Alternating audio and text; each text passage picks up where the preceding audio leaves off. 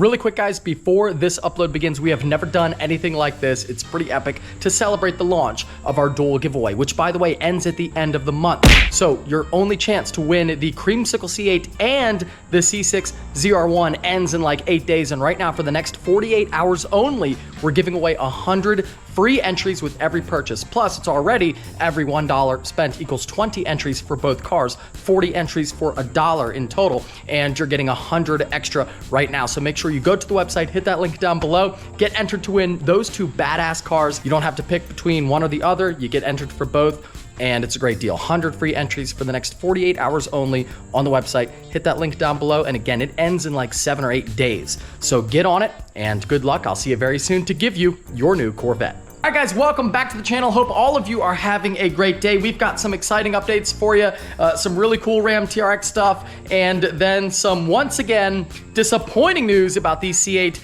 Z06. I am really looking forward to this car, but I'm also very stressed about it. I hope it gets better. So far, it's been a mess, and after what you hear happened today, it might get worse. I don't know. Anyway, update number 1, the garage. Looking largely the same as it did in the last upload. We have the MSRP exhaust for the C8 waiting to be installed. We have the SVJ wheels and tires on the pallet waiting to be either installed or not installed. I haven't really decided yet. The only thing different is the steps laying on the floor. They are on the floor because they are no longer on the truck, and I feel like the truck looks a lot better with them off. And speaking of the Ram TRX, there's one more thing I have to do to this truck to make it my ideal daily right after I get gas. Money! Check out how many miles I already have on the new Ram TRX Sandblast Daily. 1,500, almost 1,600. Already been to North Carolina once, but how can I not drive this truck all the time? They're freaking awesome. I love it. The gas mileage has been over those 1,500 miles. Hold on one second. Hold on. Fuel. Oh! 10.4, not bad. Not bad at all. A very wise man once said, it's not about miles per gallon, it's about stop sign, turn left. Smiles per gallon, and I smile every time I drive my Ram TRX. What other truck does this? Anyway, here we are at my buddy Blake's shop, and let's make this TRX a little bit louder. Oh, big girl going up on the lift. Now, I like the muffler delete method because I think trucks have to have a utilitarian looking exhaust, and there are some good companies out there. Corsa makes one, sounds good, but I think the tips are a little too fancy. I like the factory Ram tips, flat black, and they do flare out nice, I think. And a muffler delete is like 150 bucks. You can't beat that price. I'm a cheap guy, what can I say? This one's pretty good. The last one we had, do you remember the last one, Blake? The pipes, yeah, the tips were like way down here, factory. So this one was made on like a Tuesday, I think, at the factory. Very good, pretty even. But I've seen a number of TRXs where the tips are like pointed way down, and one's like here, and then the other one's over like down here or up here. So this one's pretty even, not bad, but we are going to tuck them a little bit. We're gonna tuck these in. They'll look really, really nice. Gotta have the cats, but there is essentially no other muffler on here. Straight all the way back, little X pipe, and then the sort of resonator thing, yeah, and then straight out the back. That's it. So you solve all this, weld a pipe in, and that's it. She's good to go. It's not bad.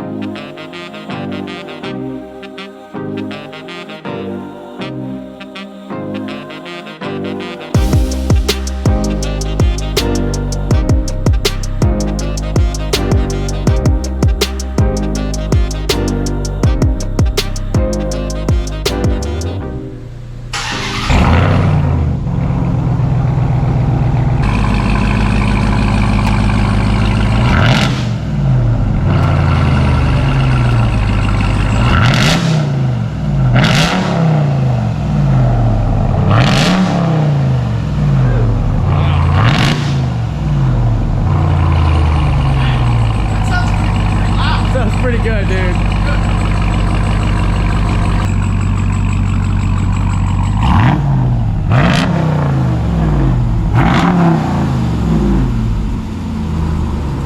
I like that. I like that a lot.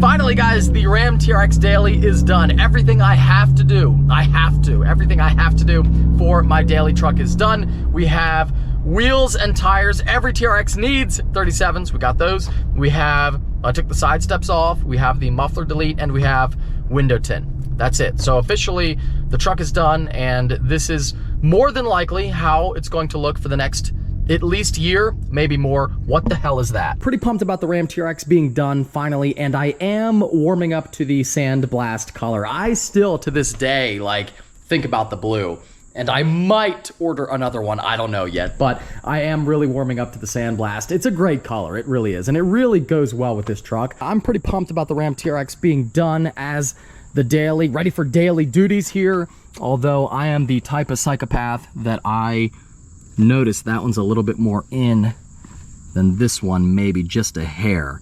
So I might try to fix that, but it's pretty good. What's up, Odors? People seem to really like when I bring out the fancy red chair. This is, by the way, my fanciest chair. Like this is for very special occasions. Anyway, now that the talking chair has been installed, we can talk about the bad news. And I feel like just about all the news surrounding this car, besides the car itself, which we know should be pretty badass, all the news has been bad. Like how you're gonna get the car, how much you're gonna pay for it, all that's been bad, and we keep getting bad news. I got sent something yesterday that is unbelievable, to me anyway. I don't know if this is like the new normal. Maybe I'm crazy. You guys can decide in a second when you see it. I can't even believe this is how we're talking right now, and it's out in the open. They're not even trying to hide it or be sneaky. It's out there, and I don't know if, you know, maybe GM legally can't do much, or if they don't want to. I really don't know, but it is insane that this is where we're at with this car. And behind the scenes info here on me getting a car, as well as a lot of the people you might watch on YouTube. The big ones like Stradman, TJ Hunt, Amelia Hartford, Drag Times, I think at one point Cletus, LMR, and a lot of others, by the way. All those people are getting a car at Whitmoyer. I wanted to put their name on the map, and I was happy to do everything that I could, but it's crazy that they're all at one place now, because whatever happens with that place has a huge ripple effect throughout the YouTube world, and there's only one person I know that has like the special hookup. If you guys remember a couple of years back when the C8 came out, TJ Hunt and I got like some of the first in the world. It was very cool, made content on it, and hopefully that is the case again for all of us. However, I know nothing. Behind the scenes, I know nothing more than you guys know. I wish I did, but I have no info for you. I do know that Whitmoyer doesn't even have allocations yet, so it's going to be a process. Hopefully we get some more info very soon, but for right now, no clue. Now let's cover this letter that I got yesterday from a dealership that is just about as unreal as the first phone call I got. And you guys were shocked at that video, and I think this one might even be more shocking because it's so brazen. Forget about the over MSRP part for a second, we'll get to that, but let's focus on the first part, a $6,000 non-refundable deposit. Now I think $500 would be okay, but you gotta think there is no risk to this dealer. It's not a Porsche or a Lamborghini or a McLaren where you can order it like hot pink or something, you know, or purple, like where they might be screwed trying to sell the car if you back out. It's a Corvette. There's about 14 different combinations for interior color and outside color. And of course I'm joking, there are thousands, but they're all like reasonable. Even if you do like yellow and orange, plenty of people will buy that. And so there's really no risk to this dealer if you back out of the deal. They will sell it a day later for way over MSRP, whatever, if you back out. So I think that first part is a little ridiculous. Again, 500, maybe 1,000 would have been okay, but $6,000, a lot of money. Now, of course, that is applied to the car if you stick with the deal, but I mean, that just kind of stuck out to me. And then the other part is $90K over MSRP. You know, I guess maybe, like I said, maybe I'm crazy. This could be normal, $90K over.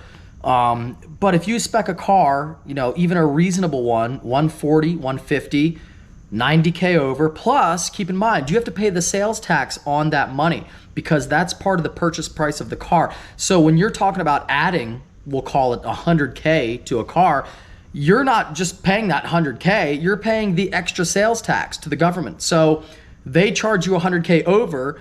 Let's say you're in PA like I am, that's another $6,000 in sales tax alone added to your final cost. So you're talking about 140, 50K car, 100K over, sales tax, shipping, destination, whatever, all the fees. You're looking at essentially pretty close enough, a $300,000 Corvette. And I feel like if this dealer is doing it, many will, I feel like it's going to be relatively normal. They will be selling for way over MSRP. And if you're lucky, maybe you get one for like 50K over, which, just really sad. I mean, there's two ways of looking at it. Number one, the Corvette is supposed to be affordable, at least relatively. And I know that, yes, high performance versions have been going up in price, but like 150K is still in this market, in today's world with inflation and everything else, 150K I think is reasonable for that car today, if that's your actual price.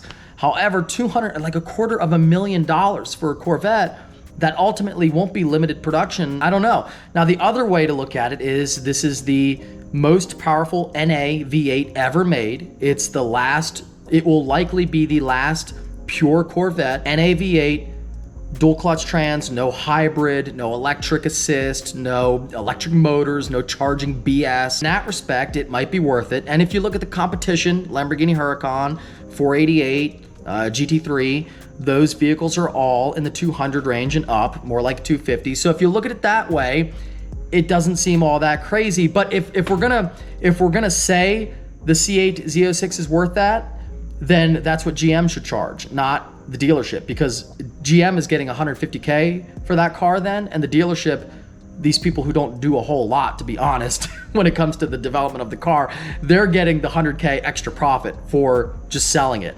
And that's where I feel like it's one thing, if you want to make the argument that the car is worth 250K, maybe I could see that argument, then we'll pay the manufacturer that. But if the manufacturer is selling for 150 and then just random people that sell it get an extra $100,000 per car, that's kind of screwed up, right? So either way, I feel like this sucks, but let me know what you think. 90K over MSRP for this car, and it makes me sad because there are people that could afford it at 140, 150 that can't even come close to touching it at 250-ish. Hopefully the audio isn't too bad back here with the rain. I'm tired of waiting to film. I've already stopped and started recording again like 18 times because it keeps downpouring, then stopping, then pouring again. So whatever, I'm almost done here.